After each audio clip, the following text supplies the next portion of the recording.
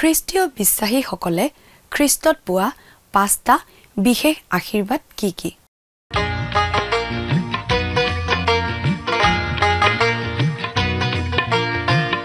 আজিৰে পবিত্ৰ ক্ষণতে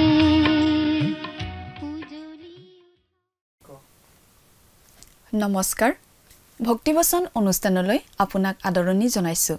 বাইবেল অধ্যয়নৰ এই ধাৰাবাহিক অসমীয়া অনুষ্ঠানটি খ্ৰীষ্টীয় বিশ্বাসী লোকসকলৰ বাবে বিশেষভাৱে প্ৰস্তুত কৰা হৈছে।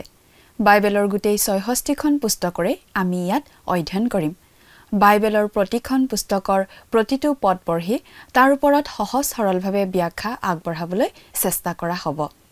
অনুষ্ঠানটো নিয়মিতভাৱে চাই থাকিলে দৰ্শকসকলে গোটেইখন বাইবেল চোৱাৰ আৰু বুজি পোৱাৰ এটা সুযোগ পাব। খ্ৰীষ্টীয় বিশ্বাসীসকলৰ বাবে এইটো এটা অতি উপযোগী অনুষ্ঠান হ'ব বুলি আৰু প্ৰত্যেকে আত্মিকভাৱে লাভৱান হ'ব বুলি আমি আশা ৰাখিছোঁ।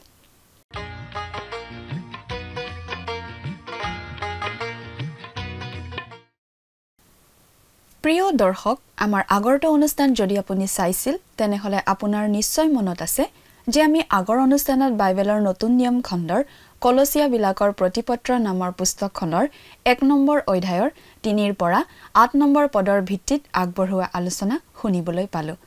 আজিৰ অনুষ্ঠানত আমি এই কলচীয়া পুস্তকখনৰ 1 নম্বৰ অধ্যায়ৰ 9 পৰা 14 নম্বৰ পদৰ ভিত্তিত আগবঢ়োৱা আলোচনা শুনিবলৈ পাম। কলচীয়া পত্ৰত বিশেষভাৱে মনোযোগ দিয়া হৈছে খ্ৰীষ্টীয় মণ্ডলীৰ মূৰ অৰ্থাৎ খ্ৰীষ্টৰ প্ৰতি। শৰীৰটো গৌণ, খ্ৰীষ্টহে মূল কথা। খ্ৰীষ্ট হৈছে ঈশ্বৰৰ পূৰ্ণতা। কলচীয়া মণ্ডলীৰ বিশ্বাসীসকলৰ বিশ্বাস আছিল আৰু বিশ্বাস ঐতিহাসিক তথ্যৰ ওপৰত নিৰ্ভৰশীল। আমাৰ বিশ্বাস ঐতিহাসিক তথ্যৰ ওপৰত, ঐতিহাসিক খ্ৰীষ্টৰ ওপৰত প্ৰতিষ্ঠিত। সকলো পবিত্ৰ লোকৰ প্ৰতি তেওঁলোকৰ প্ৰেম আছিল।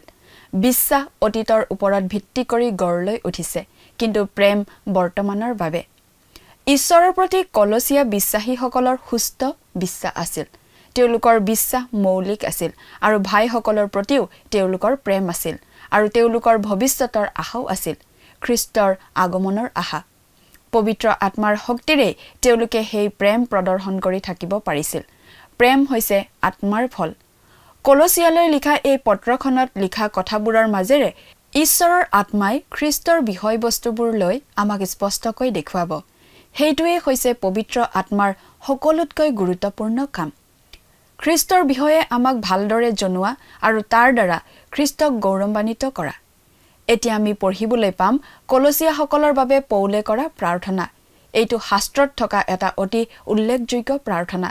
এই প্ৰাৰ্থনাটোৱে সকলো মূল বিষয় স্পৰ্শ কৰে বুলি আমি ক'ব পাৰোঁ আৰু পৌলে কি প্ৰাৰ্থনা কৰিছে সেইটো লক্ষ্য কৰাটো আমাৰ বাবে অতি সহায়ক হ'ব। আমি সাধাৰণতে আমাৰ পাপ ক্ষমা কৰা আৰু যীশুৰ তেজেৰে আমাক ধুই দিয়া, আমাক তোমাৰ ৰাজ্যত গ্ৰহণ কৰা, তোমাৰ পবিত্ৰ আত্মা আমাক দিয়া আৰু শেষত খ্ৰীষ্টৰ কাৰণে আমাক ৰক্ষা কৰা বুলি প্ৰাৰ্থনা কৰা মানুহেই বেছিকৈ লগ পাওঁ। কিন্তু আমি মনত ৰখা উচিত যে ঈশ্বৰে ইতিমধ্যে সেই প্ৰতিটো আবেদনৰ উত্তৰ প্ৰতিজন খ্ৰীষ্টীয় বিশ্বাসীক দিছে। ঈশ্বৰে আমাৰ সকলো অপৰাধ ক্ষমা কৰিলে। আমি খ্ৰীষ্টৰ তেজৰ দ্বাৰা শুচি হৈছোঁ। তেওঁ ইতিমধ্যে আমাক অন্ধকাৰৰ ৰাজ্যৰ পৰা তেওঁৰ প্ৰেমৰ পুত্ৰৰ ৰাজ্যলৈ স্থানান্তৰিত কৰিছে। তেওঁ আমাক তেওঁৰ পবিত্ৰ আত্মাৰ মোহৰ মাৰিছে। এতিয়া আমি পৌলে কৰা প্ৰাৰ্থনাটোলৈ আগবাঢ়োঁ। আহকচোন এতিয়া আমি মূল আলোচনাটোৰ মাজলৈ আগুৱাই যাওঁ। প্ৰিয় শ্ৰোতা, কলচীয়া 1 অধ্যায় 9 পদৰ পৰা 14 পদত আমি পৌলৰ এটা প্ৰাৰ্থনা পাওঁ। পৌলৰ এই প্ৰাৰ্থনা কলচীয়া মণ্ডলীত থকা ভাই ভনীসকলৰ কাৰণে কৰা প্ৰাৰ্থনা। শাস্ত্ৰত থকা প্ৰাৰ্থনাবিলাকৰ ভিতৰতে ই এটা বৰ সুন্দৰ প্ৰাৰ্থনা। এই প্ৰাৰ্থনাই মণ্ডলীত প্ৰয়োজনীয় সকলো বিষয়কে সামৰি লৈছে। পৌলে ইয়াত কি প্ৰাৰ্থনা কৰিছে সেইটো ভালদৰে বুজিবলৈ চেষ্টা কৰি অধ্যয়ন কৰিলে আমাৰ বাবে বৰ লাভজনক হ'ব।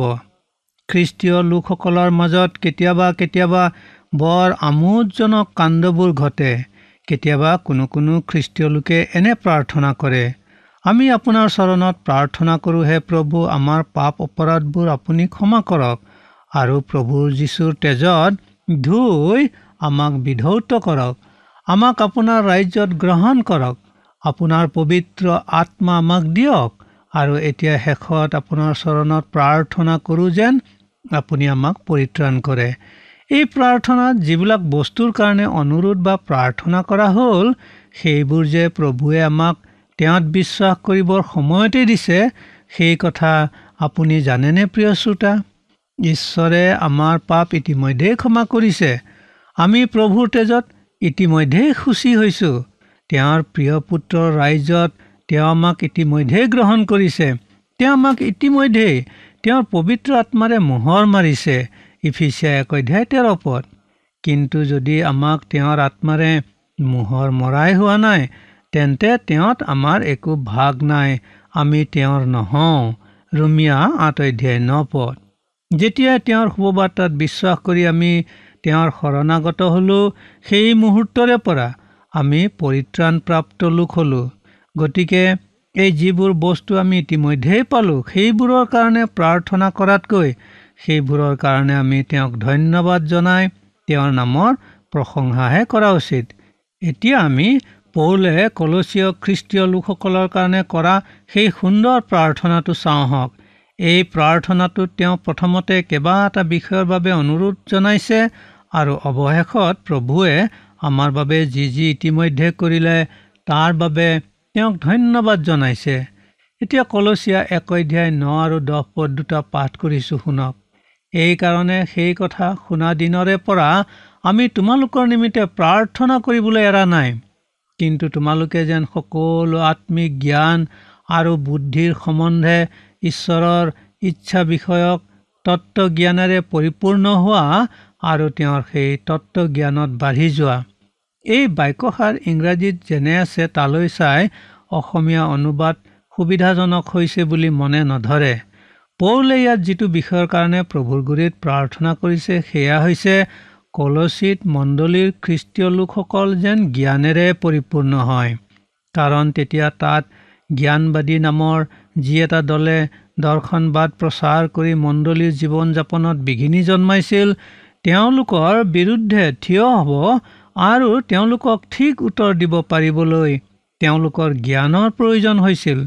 কিন্তু পৌলে সেই প্ৰাৰ্থনাত কৈছে যে এই জ্ঞান ঈশ্বৰৰ ইচ্ছাৰ দৰে যেন প্ৰজ্ঞা আৰু আত্মিক জ্ঞানৰ জ্ঞান হয়। আমাৰ অসমীয়া অনুবাদখিনি বৰ দুৰ্বোধ্য ধৰণৰ হৈছে। আমাৰ যিটো তত্ত্বজ্ঞান বোলা হৈছে, সেইটো ইংৰাজীত উইজডম বোলা হৈছে। কিন্তু ইংৰাজীৰ এই উইজডম শব্দটো আমাৰ অসমীয়া ভাষাৰ বাইবেলত কেৱল এটা শব্দত অনুবাদ হোৱা নাই।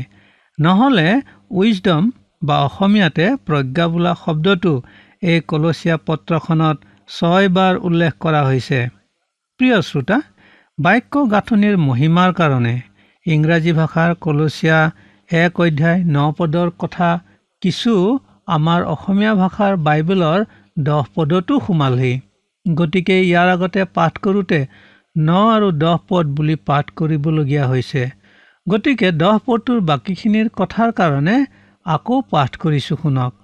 আৰু তত্ত্বজ্ঞানত অৰ্থাৎ প্ৰজ্ঞাত বাঢ়ি সকলো সৎকৰ্মত ফলৱন্ত হৈ আৰু আনন্দেৰে সৈতে সম্পূৰ্ণ সহন আৰু চিৰসহিষ্ণুতাৰে অৰ্থে তেওঁৰ প্ৰতাপৰ পৰাক্ৰম অনুসাৰে সকলো শক্তিৰে শক্তিমন্ত হৈ সকলোভাৱে সন্তুষ্ট কৰিবৰ অৰ্থে যেন প্ৰভুৰ যোগ্যৰূপে আচৰণ কৰা, এনে যাচনা কৰি আছোঁ। 10 পদৰ বাকী অংশৰ লগতে 11 পদো পাঠ কৰিলোঁ। আমি 9 পদতে ইতিমধ্যে পাই আহিলোঁ যে পৌলে কলচীৰ খ্ৰীষ্টীয় লোকসকলৰ কাৰণে প্ৰাৰ্থনা কৰি ঈশ্বৰৰ গুৰিত খাটিছিল যেন তেওঁলোক জ্ঞানেৰে পৰিপূৰ্ণ হয়। এতিয়া 10 আৰু 11 পদত পাওঁ পৌলে আৰু 4টা অনুৰোধ প্ৰভুৰ চৰণত ৰাখিছে।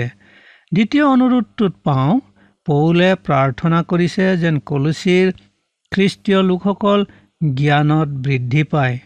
কোনো খ্ৰীষ্টীয় লোক বন্ধ পানীৰ নিচিনা বা পয়া লগা সন্তানৰ নিচিনা হ'ব নালাগে। তেওঁলোক সক্ৰিয় আৰু কৰ্মপটু হ'বলৈ পাৰ্থিৱ আৰু আত্মিক জ্ঞানত বৃদ্ধি পাই থাকিব লাগে। আজি অধিক ভাগ খ্ৰীষ্টীয় লোকসকলৰ জীৱনত জ্ঞানৰ দুৰ্ঘোৰ অভাৱ দেখা যায়। বহু ক্ষেত্ৰত পাৰ্থিৱ জ্ঞানতকৈ বাইবেল শাস্ত্ৰীয় জ্ঞানত তেওঁলোকক অধিক পাছ পৰি থকা দেখা যায়। আমি কিছু আগতে কৈছিলোঁ যে অনেক খ্ৰীষ্টীয় লোকে এনে কিছু বিষয়বিলাকৰ কাৰণে প্ৰাৰ্থনা কৰে বা তেওঁৰ পৰা বিচাৰে যিবোৰ ঈশ্বৰে ইতিমধ্যেই তেওঁলোকক দিছে। ইয়াৰ এটাই কাৰণ আছে আৰু সেইটোৱেই হৈছে যে তেওঁলোক বাইবেলৰ জ্ঞানত একেবাৰে পাছ পৰি আছে। এইটো কাৰণতো আমি পৰম গীতত পাই অহা সেই দুষ্ট আৰু ধূৰ্ত সৰু সৰু শিয়ালবোৰে পৰৰ বাৰীত সোমাই আঙুৰৰ ফল খাই নিশেষ কৰাৰ দৰে পৰৰ মণ্ডলীত সোমাই সিজা শাকত নিমখ দি শাকখিনি অখাদ্যময় কৰি তোলে, পৰৰ ছাগলী চুৰ কৰি নি নিজৰ ভোজ পাতে। তাৰ পাছত পৌলৰ তৃতীয় অনুৰোধটো আছিল যেন কলচীৰ খ্ৰীষ্টীয় লোকসকল সৎকৰ্মত ফলৱন্ত হয়। কাৰণ আমি যোহন 15 অধ্যায়ত পাওঁ যে আমি খ্ৰীষ্টীয় লোকসকল ফল বহন কৰোঁতা বৃক্ষৰ ডাল আৰু প্ৰভু যীশু খ্ৰীষ্টই হৈছে মূল বৃক্ষ। সেয়ে আমাৰ খ্ৰীষ্টীয় জীৱনত সৎকৰ্মৰ ফল ফলিব লাগে। খ্ৰীষ্টীয় লোকৰ জীৱনত ফল ফলাটো স্বাভাৱিক হয় যদি তেওঁলোক বৃক্ষজোপাত লাগি থাকে, অৰ্থাৎ তেওঁলোক যদি খ্ৰীষ্টত থাকে। খ্ৰীষ্টৰ বাহিৰৰ লোকসকলে সৎকৰ্ম কৰিবলৈ খুব চেষ্টা কৰিবলগীয়া হয়, কিন্তু খ্ৰীষ্টীয় লোকসকল খ্ৰীষ্টত থকাত তেওঁলোকৰ জীৱনত সৎকৰ্ম খুব স্বাভাৱিক হয়। আপোনাৰ জীৱনত সৎকৰ্ম স্বাভাৱিক নে প্ৰিয় শ্ৰোতা?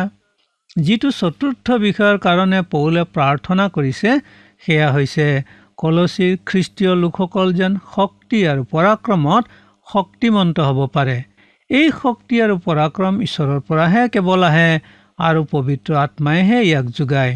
এই শক্তি আৰু পৰাক্ৰম বীৰৰ দৰে যুঁজিবলৈ নহয়, কিন্তু অতি জ্ঞানীৰ দৰে প্ৰভুৰ সন্তুষ্টি আৰু ইচ্ছাৰ দৰে সকলো ঢৌ ধুমুহা আৰু বিপদ বিঘিনি সহন কৰি যাবলৈ। কাৰণ কালশত্ৰু শয়তানে যিহেতু সদায়েই প্ৰভুৰ লোকৰ সৈতে ফেৰ পাতি যাব, ফান পাতিব, সেয়ে খ্ৰীষ্টীয় লোকৰ বাবে খ্ৰীষ্টীয় জীৱন যাপনত অনেক বাধা বিঘিনি বা বিভিন্ন ধৰণৰ সমস্যাৰ সন্মুখীন হ'বই। সেইবোৰত যেন খ্ৰীষ্টীয় লোকে ধৈৰ্য নেহেৰুৱায়। প্ৰিয় শ্ৰোতা, এই ক্ষেত্ৰত আপোনালোকৰ এই অযোগ্য দাসে স্বীকাৰ কৰোঁ যে পৰক এই পৰামৰ্শ দিয়া অৰ্থাৎ ধৈৰ্যশীল হ'বলৈ কোৱা অতি সহজ, কিন্তু নিজৰ বেলিকা যেতিয়া কোনো সমস্যা আহি পৰে তেতিয়া ধৈৰ্য ধৰাটো মোৰ পক্ষে বৰ টান হয়, বৰ টান পাওঁ। এই ক্ষেত্ৰত মই বাৰে বাৰে অকৃতকাৰ্য হৈছোঁ। সেয়ে এই ক্ষেত্ৰত এতিয়া পৰক পৰামৰ্শ দিবলৈকো মোৰ ভয় লাগে। অৱশ্যে মই ধৈৰ্য ধৰিব নোৱাৰাৰ কাৰণেই যে খ্ৰীষ্টীয় লোকক এই গুণটো নালাগিব সেইটো নহয়, কাৰণ মই যদি পৰা নাই তেন্তে সেয়া মোৰ দুৰ্বলতাৰ কাৰণেই পৰা নাই।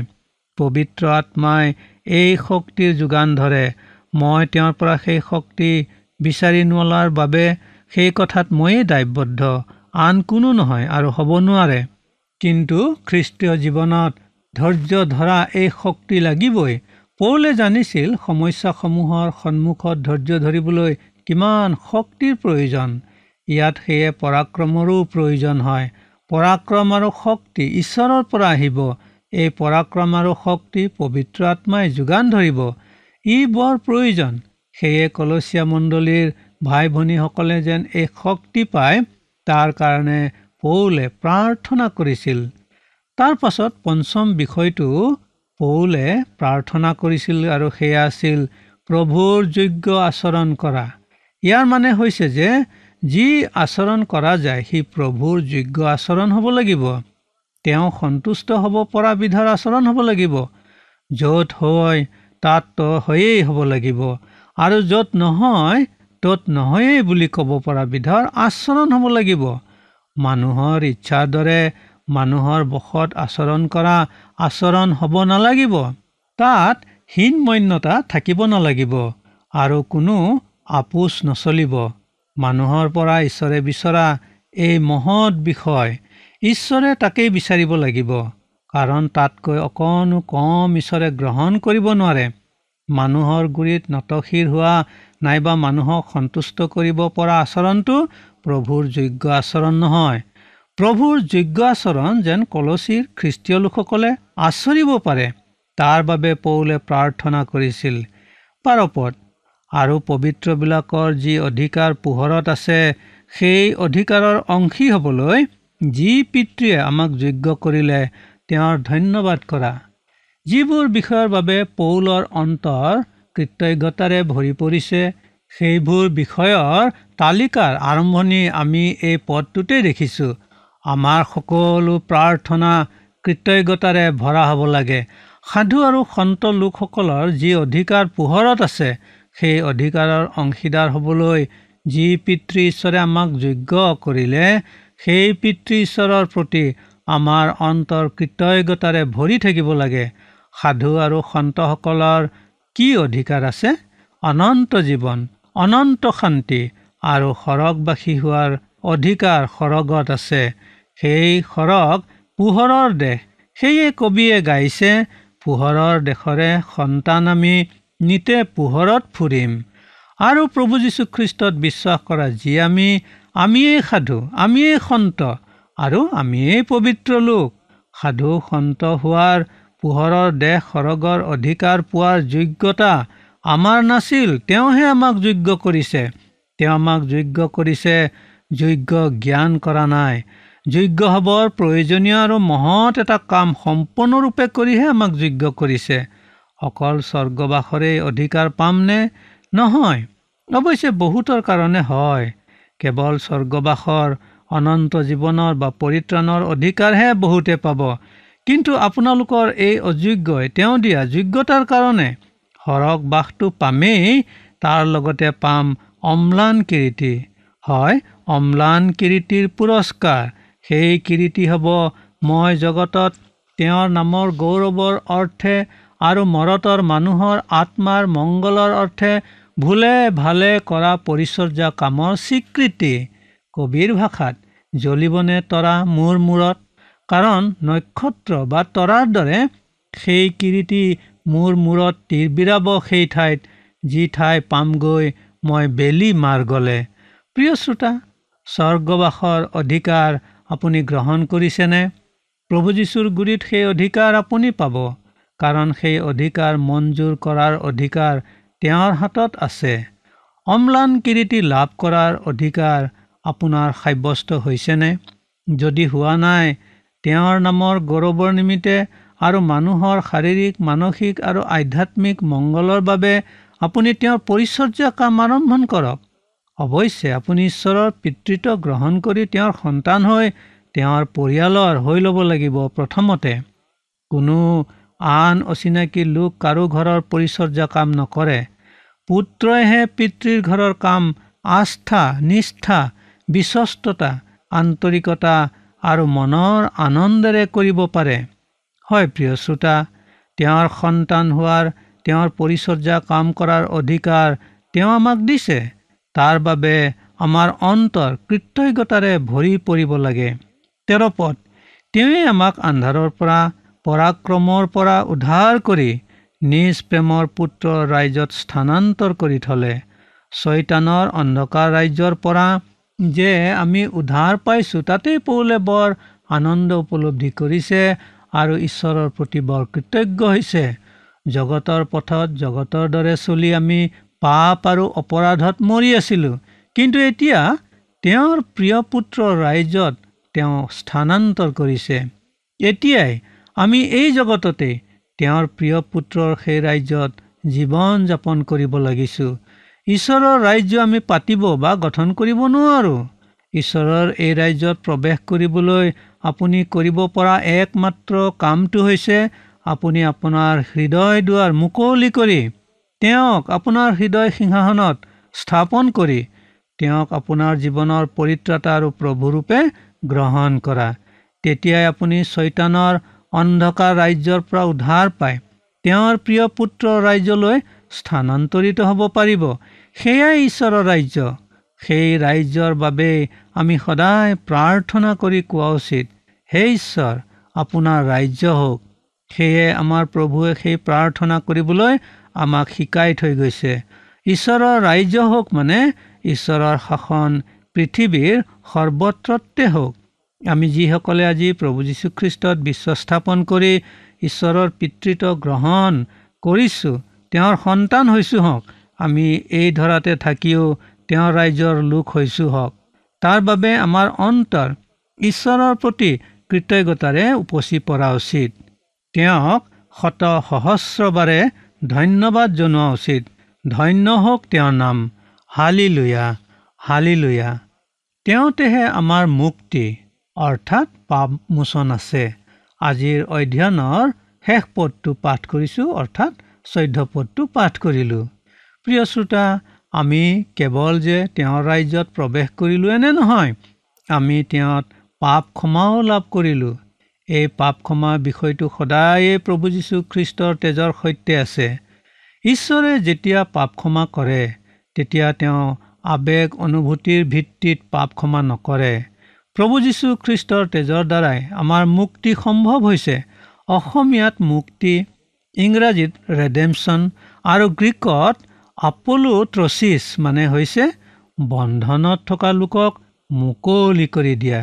সেই বন্ধনৰ পৰা মুক্তি পাবলৈ যি মূল্য বহনৰ প্ৰয়োজন আছিল, সেই মুক্তিপণ বা মুক্তিৰ মূল্য তেওঁ অৰ্থাৎ আমাৰ পৰিত্ৰাতা প্ৰভু যীশু খ্ৰীষ্টই তেওঁৰ প্ৰবাহিত হোৱা সোণিতেৰে বহন কৰি আমাক পাপ বন্ধনৰ পৰা মুক্ত কৰিছে।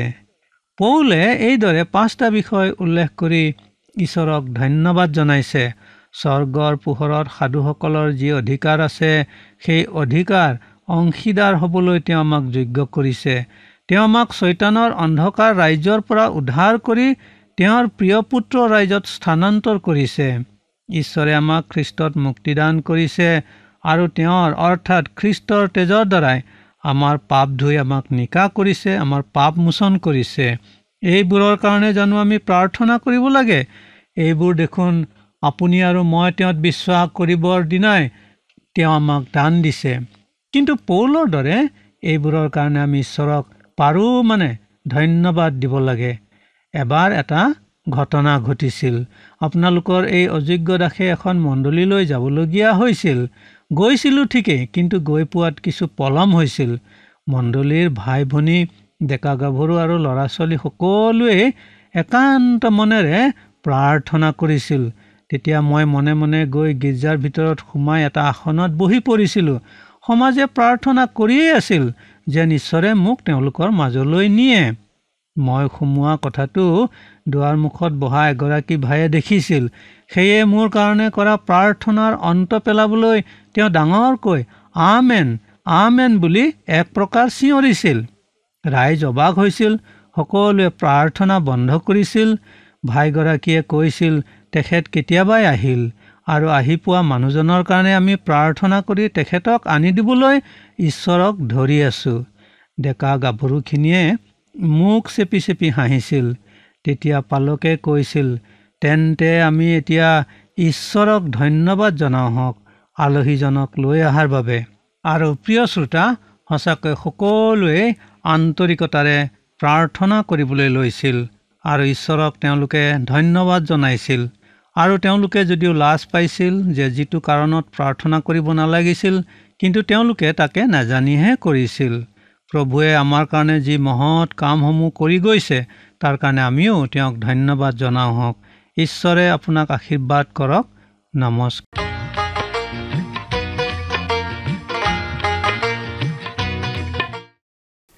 কেৱল আমি তেওঁৰ ৰাজ্যতে স্থান পালোঁ এনে নহয়, তেওঁত পাপৰ ক্ষমাও পালোঁ আৰু এইটো খ্ৰীষ্টৰ তেজৰ লগত জড়িত। ঈশ্বৰে ইচ্ছাকৃতভাৱে আৰু আৱেগিকভাৱে পাপ ক্ষমা নকৰে। আমাৰ পাপ ক্ষমা কৰিবৰ কাৰণে ঈশপুত্ৰ যীশুৱে ক্ৰুচত অশেষ যন্ত্ৰণা ভোগ কৰি তেজ দিব লগা হ'ল। খ্ৰীষ্টক বিশ্বাস কৰি আমি অন্ধকাৰৰ পৰা প্ৰভু যীশুৰ পোহৰৰ ৰাজ্যলৈ স্থানান্তৰিত হ'লোঁ। খ্ৰীষ্টৰ দ্বাৰাই মুক্ত হ'লোঁ আৰু তেওঁৰ তেজৰ দ্বাৰা পাপ ক্ষমা পালোঁ। সেই সকলো কথাৰ বাবে আমি তেওঁক ধন্যবাদ দি থকা উচিত। আজিলৈ আমাৰ অনুষ্ঠানটো ইমানতে সামৰণি মাৰিব খুজিছোঁ। পৰৱৰ্তী অনুষ্ঠানত আপোনালোকক পুনৰ লগ পোৱাৰ আশা ৰাখিলোঁ। সামৰণি মৰাৰ আগতে আহকচোন আমি খন্তেক সময় প্ৰাৰ্থনাত মূৰ দুৱাওঁ। স্বৰ্গত থকা অতি মৰমীয়াল দয়ালু পিতৃ ঈশ্বৰ, প্ৰভু তোমাক ধন্যবাদ দিছোঁ। তোমাৰ প্ৰেম, তোমাৰ অনুগ্ৰহেৰে তুমি আমাক আটাইকে পৰিপূৰ্ণ কৰাৰ বাবে।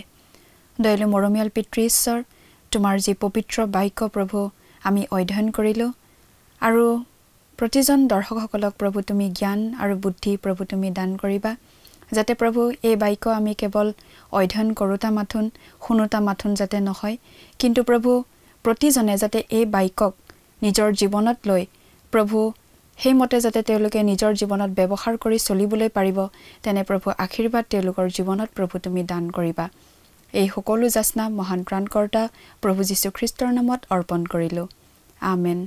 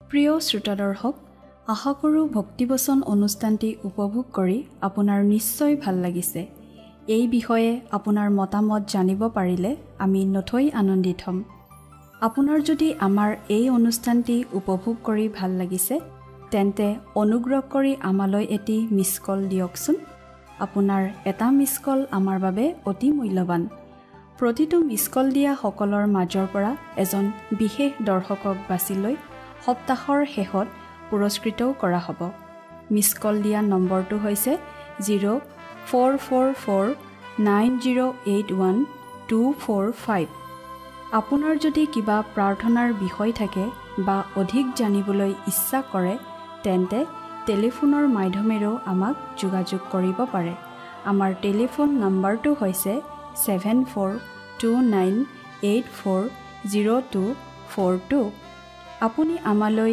ইমেইল অথবা পত্ৰযোগেও যোগাযোগ কৰিব পাৰে তাৰ বাবে আমাৰ ইমেইল আইডি আৰু পোষ্টেল এড্ৰেছটো টিভি পৰ্দাত চাই লওকচোন পুনৰ লগ পোৱাৰ আশাৰে আজিলৈ ইমানতে সামৰিছোঁ ঈশ্বৰে আপোনাক আশীৰ্বাদ কৰক ধন্যবাদ